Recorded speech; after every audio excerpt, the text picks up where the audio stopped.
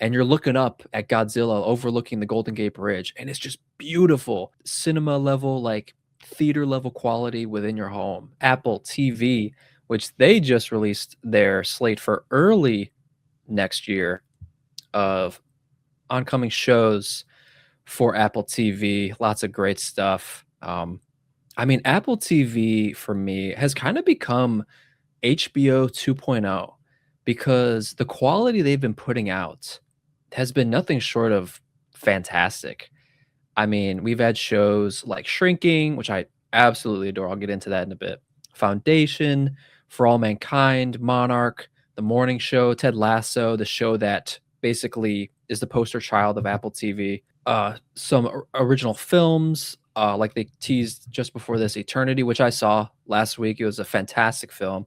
I do have some gripes with it, but overall, a really fun watch. I think David, a great watch with Kiara for sure. It's Let's really fun. go. Yeah.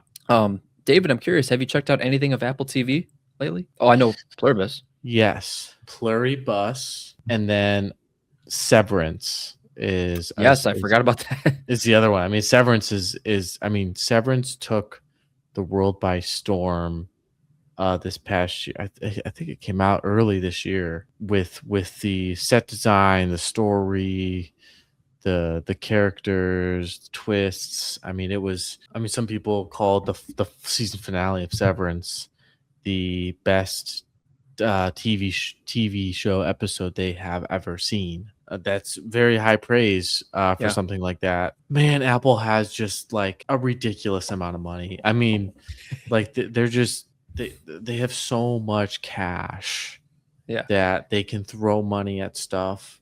Well, it's almost like Apple TV is like a hobby for them. Like they don't need to do this. They don't. And that's the thing. That's what's like crazy is they don't need it to exist. Apple has always stood for, their brand has always represented quality. Excellence. Their quality, excellence, and you associate an Apple product with a quality product. Regardless of like, there's I guess debate about like their phones and their ability to connect with like the Androids and stuff. Regardless of that, like you associate it with high quality, not necessarily luxury, but a high quality experience. With that being said, like they made it like a high quality film this year, F1, which did very well, and they had we were talking about A-listers. In terms of status, they had Brad Pitt, driving F1 cars, and they shot real F1 cars racing around a track. Like that was a super high quality film. And something that like I would also say is high quality is probably a Severance is a high quality show in terms of the cinematography, the storytelling. And then also they now with Pluribus, but it's even in their logo animation. And I showed you a video about this, and this has been going viral. Their logo animation. If you scroll back to, I think maybe right there, that is that's practical. That is not a CG effect. They used old school practical effects with real glass, lights, motion control cameras. They captured it all without CGI, emphasizing their tactile quality and craftsmanship. A throwback to classic filmmaking. And they filmed physical glass objects under colored lights on a rotating table to create shimmers and reflections that nod to the original rainbow Apple logo. Back to Apple TV, they had Severance, and then they brought on a creator of probably the two best TV shows of all time for many people, Vince Gilligan, who created Breaking Bad and Better Call Saul, for his new project, Pluribus, also known as Pluribus. Pluribus isn't a word, just called Pluribus. And so before I get into my no spoilers review so far through 6 episodes, I believe, I want, you have you haven't seen it, and it's kind of like a mysterious kind of show, especially with the trailer and things. So with things that you've heard, Mhm. what do you think this show is about? I think it's about some sort of control over the world, and it seems like just this one girl is not controlled or succumbed to that whatever is controlling other people. Because I mean, something's got to be controlling everyone except her. The word pluribus is super interesting because I don't think I've ever heard of that word prior to the show. I'm pretty And sure it's on the back of dollar bills. is it really? E pluribus unum. Is that a Uh, different language? yeah, I think it's Latin. Okay. Sorry, typing away here. It's a Latin word. So, like you said John Campea talked about the show with the Mhm. first episode. Yeah, yeah. He said he really dug the concept, and the first episode was really good. And he was in it for maybe the first two or three, but then eventually he said it just kind of got stale, and it was just boring. It was just like a slog to get through. Yeah, so I tend to agree, honestly. I tend to agree Okay. that the pilot episode is really good. It's like, I mean, when that came out, I saw people who have never posted in their life, like on Facebook that I'm friends with, post about it. Like, the pilot was so good. And then, like, it's just kind of like, okay, well, where are we going? Hmm. Like, it was really good to start. And then we're like, all right, when we're gonna I will say the end of episode, I believe, so 3 or 4 was like, okay, like we're going somewhere. And then like 5 was like, okay, like we're like doing this. And like 6 is like, it's just it's Yeah, it sounds like a slog. it does. I mean, Vince Gilligan is really good with cinematography.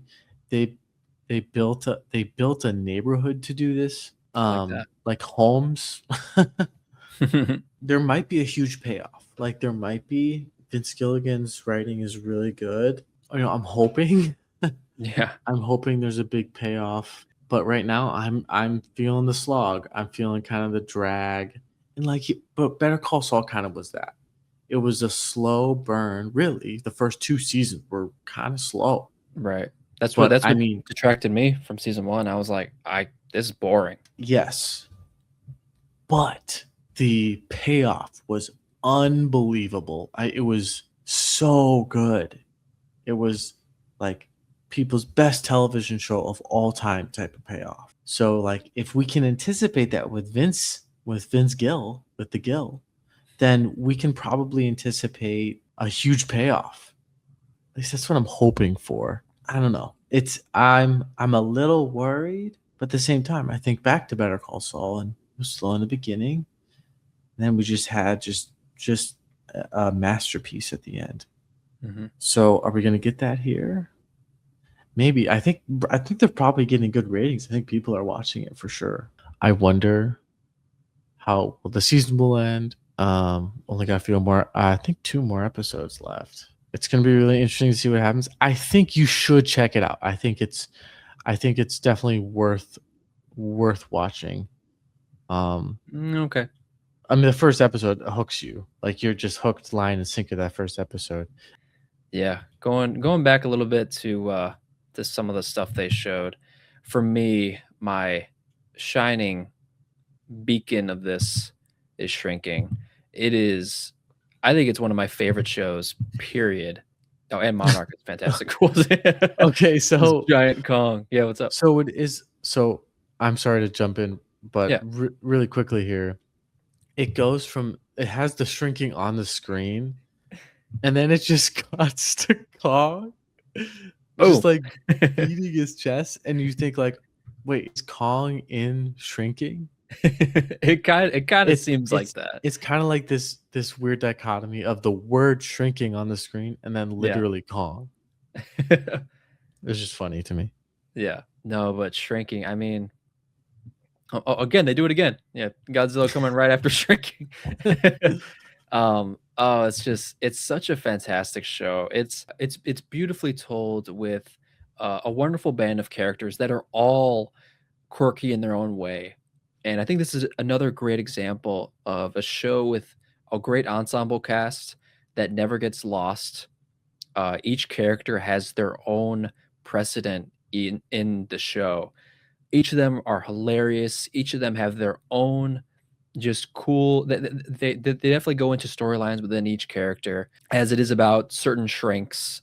Some of these characters are shrinks, and some of these characters, in fact, all the characters are usually going through something, and it's just a show about people that are mentally going through certain things, but they're trying to be better. It's just people just trying to be better, good people just trying to be better, and flawed people trying to be better. But just the message that this show has constantly put out over the course of 2 seasons is just beautiful.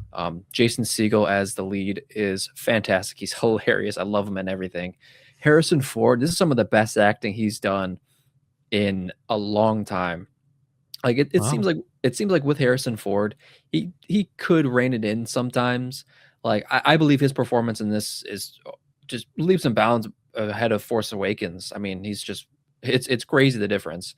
Because it seems like with this show, he truly understands the assignment and what the show is trying to do for people who are going through things, through depression, through grief, loss, and this show tackles those themes so beautifully, and it hits you in your feels. So super jazzed about this show coming early next year. Of course, Monarch. I wasn't a huge fan of season one. I was more split.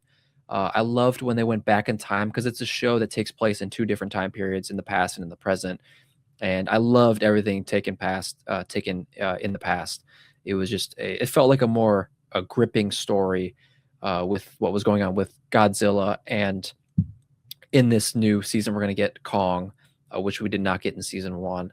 So, and again, like we've been talking about production quality, and with Apple, you get quality with, like I said, going into this with HBO. This is almost like Apple's like HBO 2.0 for me because of the quality. I mean, I mean, this is like a straight up movie still on TV. Like, when do we get something like Yeah. that? I mean, even with the opening of when they first showcased Monarch season one, when they showed Godzilla, when they flashed back to the first film, um, they showed a shot taken from a different perspective of the show, and you're looking up at Godzilla overlooking the Golden Gate Bridge, and it's just beautiful, and it's just cinema level, like theater level quality within your home. It's just beautiful what they're able to pull off.